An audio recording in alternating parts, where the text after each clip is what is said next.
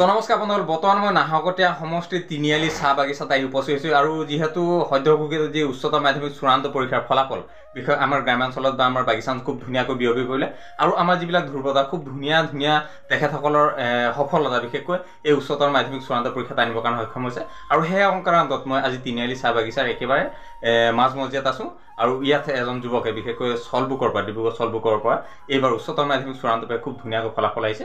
চ' মই এই সবিশেষ কথাখিনি আপোনালোকক জনাৰ চেষ্টা কৰিম, লগতে এই দীপকৰ যি পঢ়া জাৰ্ণি কি ধৰণে আগবাঢ়িছিল তাৰ বিষয়ে অকণমান জনাবলৈ আপোনালোকক অলপ চেষ্টা কৰি আছোঁ। চ' এইফালে দীপক আছে। দীপক কেনেকুৱা, বাকী ভালে আছা? ভালে আছোঁ। আজি আহিলোঁ এইফালে খনীন্দ্ৰ ছাৰ আহিলে, মই আহিলোঁ মানে কি কিছু অলপ পলম হ'ল যিহেতু যথেষ্ট সমষ্টিটো ঘূৰি থাকিব লগা হৈছে, তো ঘৰৰ ওচৰটোৱে অলপ থাকি গৈছিলে। তো আজি ইমান ধুনীয়া এটা ফলাফল, কেনেকুৱা আজি তোমাৰ ফাৰ্ষ্ট ফিলিং কেনেকুৱা লাগিছে? ফিলিংটো ভালে লাগিছে, এতিয়া মানে কষ্ট কৰিলে ফলটো পালোঁ মানে। অ'কে অ'কে, ভালে লাগিছে এতিয়া। Okay okay. চ' তুমি ডিব্ৰুগড় চলবুকৰ পৰা দিছিলা? অ'কে।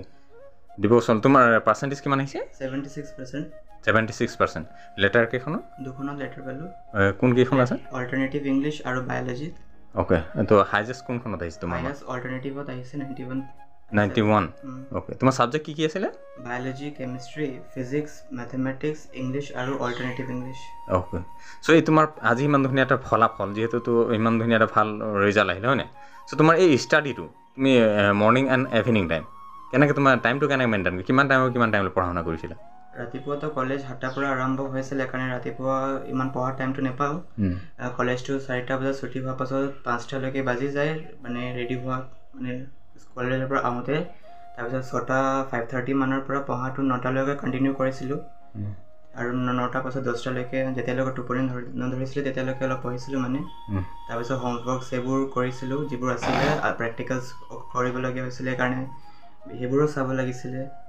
তাৰপিছত আৰু ধেৰ মানে এক্টিভিটিজো থাকে, সেইবোৰো কৰিলোঁ লগতে মানে চব মানে দিনত 4 ঘণ্টা আৰু 5 ঘণ্টা মাজে মাজে পঢ়া শুনা হৈছে। Okay okay. চ' এই পঢ়াৰ ক্ষেত্ৰত বিশেষকৈ তোমাৰ মা পাপা যথেষ্ট ব্যস্ত, দোকানত থাকিব লগা হয়নে? চ' তোমাক মেক্সিমাম টাইম পঢ়াৰ ক্ষেত্ৰত কোনে তোমাক দিছিলে? দুটাজনে দিব নোৱাৰিছিলে, হোষ্টেলতো আছিলে কাৰণে চ' ফোনতে গাইডেঞ্চ দিয়ে মানে। হয়, এনেতো কোনো গাইডেঞ্চ দিব নোৱাৰিছিলে, এনেই ঘৰত থাকিলে দিলেহেঁতেন। কিন্তু ফোনতো মেক্সিমাম টাইম তোমাক যিটো ছাপৰ্ট লাগে সেই ছাপৰ্টটো মা পাপাই যথেষ্টখিনি দি আছে। অ'কে। চ' আজি ইমান ধুনীয়া এটা ৰিজাল্ট, ফাৰ্ষ্ট অফ অল তুমি থেংকছটো কাক দিব বিচাৰিবা? চবকে দিম, টিচাৰ্ছকো দিম, পেৰেণ্টছকো দিম, গোটেই সমাজকে দিম, চবৰ কাৰণেই হৈছে। Okay okay. তো ফাৰ্ষ্ট অফ অল থেংকছটো মা পাপালৈ যাব, তাৰপিছত টিচাৰ্ছসকল আছে হয় নাই, যে টিউটৰ আছিল টিউটৰ শুভাকাংক্ষীসকল, তোমাৰ ছ'চাইটি সকলোকে দিব লাগিব, তোমাৰ ফ্ৰেণ্ড চাৰ্কুল আছে হয় নাই? চ' ঠিক ইন ফিউচাৰত তুমি কি ভাবিছা? আগত ইউনিভাৰ্চিটিৰ প্ৰফেচৰ হোৱাটোৱে মান আছিল মানে, BSc কৰি তাৰপিছত আৰু MSc এইবোৰ PhD কৰি পিনে আৰু যিবোৰ এণ্ট্ৰেঞ্চ লাগে সেইবোৰ দি ইউনিভাৰ্চিটিৰ প্ৰফেচৰ কাৰণে এইমটো কৰি আছোঁ। অ'কে। চ' তোমাৰ এই পঢ়াৰ বাহিৰে আৰু তোমাক কি কৰি ভাল লাগে? আৰু কবিতা লিখি এইবোৰ লিখি মানে ভাল লাগে, মেগাজিনতো এইবোৰ দিয়াটো বেছিকৈ ভাল লাগে মানে। অ'কে। চ' কিবা কবিতা মুখস্থ আছে এইটো মমেণ্টত? এতিয়া বৰ্তমান মুখস্থ নাই, কিন্তু লিখাটো আছে। Okay okay. আৰু তোমাক যদি মই বেয়া লগা দিশ এটা সুধোঁ, কি আছে? এই নিচা খোৱাটোৱে মোৰ বেয়া লাগে মানে, যদি যোনে কৰে আৰু যিবোৰ কৰে সেইবোৰেই বেয়া লাগে। অ'কে।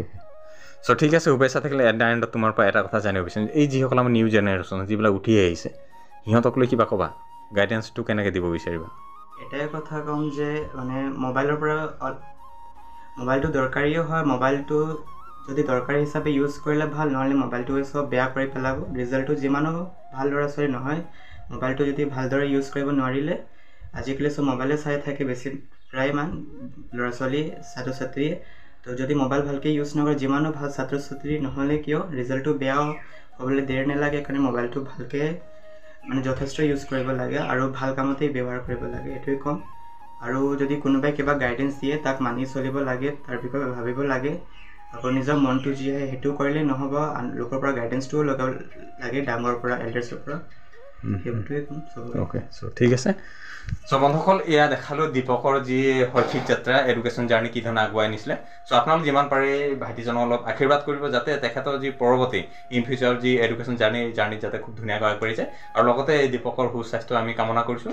চ' আৰু ইমান দেৰি ভিডিঅ'ত চাই থকা সকলো গানটোকে ধন্যবাদ জ্ঞাপন কৰি মই বিনোদ খাই আজি ব্লগটো ইমানতে সামৰণি মাৰিছোঁ।